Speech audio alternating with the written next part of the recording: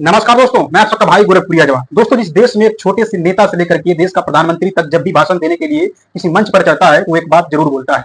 छोटा नेता होता है तो वो बोलता है कि हम अपने क्षेत्र से भ्रष्टाचार खत्म कर देंगे। वहीं पर देश के प्रधानमंत्री भी इस बात को बोलते हैं कि हम पूरे देश से भ्रष्टाचार का नामो निशान मिटा देंगे। लेकिन अफसोस की बात तो यह है दोस्तों, आज हमारे देश की ऐसी नौबत आ चुकी है कि अगर आपके साथ कुछ गलत हुआ है, अगर आपके साथ भ्रष्टाचार हुआ है, तो आप अगर न्याय की मांग करते हो तो आपको न्याय तब मिलेगा जब आप एक कीड़े मकोड़े की तरह भरे रोड पर रेंगते हुए सरकारी ऑफिसरों के ऑफिस तक जाइएगा, तब जाकर के आपका सुनवाई हो पाएगा।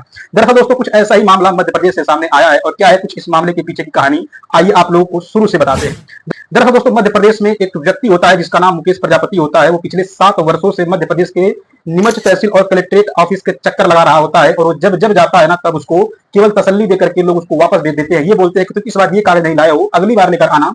फिर जाता है तो फिर बोलते हैं कि तुम ये वाला कागज नहीं लाए, अगली बार ये कागज लेकर आना। यही बोल बोल करके उसे उसी वक्त उसी पैर उसको घर पर वापस लौट आना पड़ता है। लेकिन दोस्तों, अचानक से एक दिन 3 सितंबर के दिन वो इंसान जो होता है ना, वो जितने सारे डॉक्यूमेंट होते हैं, जितने सारे कागज पत्र का डिमांड वो किए रहते हैं, उन सारे कागजों का माला बना करके रोड पर एक कीड़े मकोड़े की तरह रेंगता हुआ दोस्तों कलेक्ट्रेट तक पहुंचता है। और वहां पर उसका वीडियो लोग बनाते हैं और तब जाकर के ये मामला पूरे समाज में, पूरे सोशल मीडिया के माध्यम से पूरे देश में ये वीडियो वायरल होकर के हर किसी की नजर में आ जाता है। और जब वो कलेक्ट्रेट ऑफिस पहुंचता है ना, उस अपने दशा में, और वहां पर वो पहुंच करके अपने सर पर दोस्तों चप्पल अपना रख करके वहां पर अपनी मतलब वहां के मुख्यमंत्री से डिमांड करता है कि भाई अब तो न्याय दे दो। वहां के डीएम से डिमांड करता है कि अब तो न्याय दे दो। लेकिन दोस्तों, आइए आप लोग को बताते हैं कि आखिरकार इस इंसान के बारे में थोड़ा बहुत जानने का प्रयास करते हैं।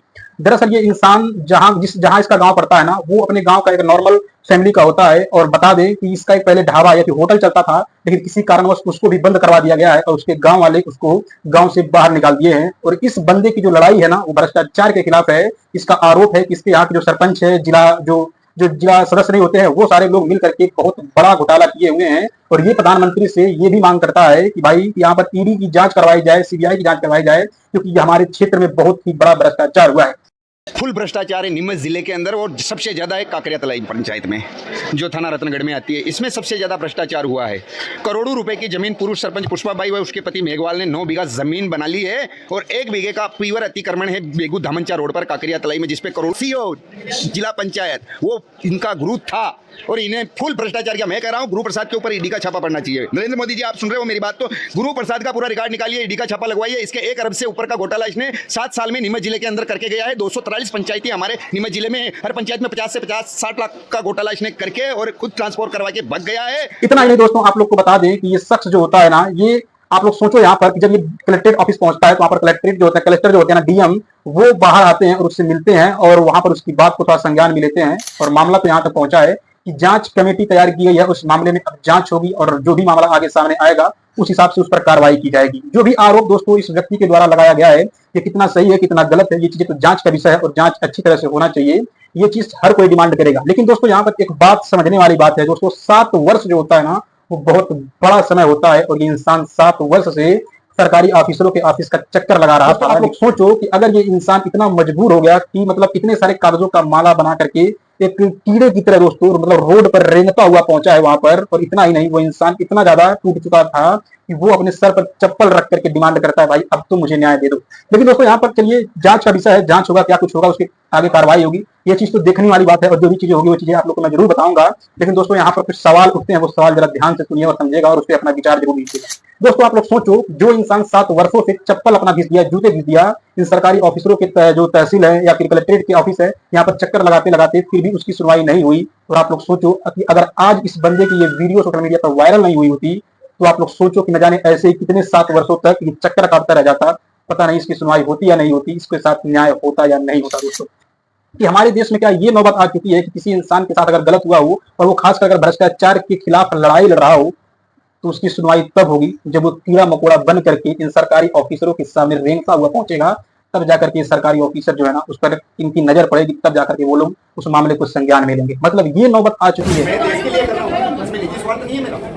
भ्रष्टाचार होता है तो देश के लिए उजागर कर रहा हूं मैं, नहीं तो जनता के खजाने में जाएगा। मेरा क्या स्वार्थ है इसमें? अगर आप रेंगते हुए उनके सामने जाकर के अपने सर पर चप्पल रख करके आप उनसे रिक्वेस्ट नहीं करोगे, तो आपकी तरफ कोई भी सरकारी अधिकारी झांकेगा तक नहीं, आपकी बात का कोई अमल तक नहीं करेगा।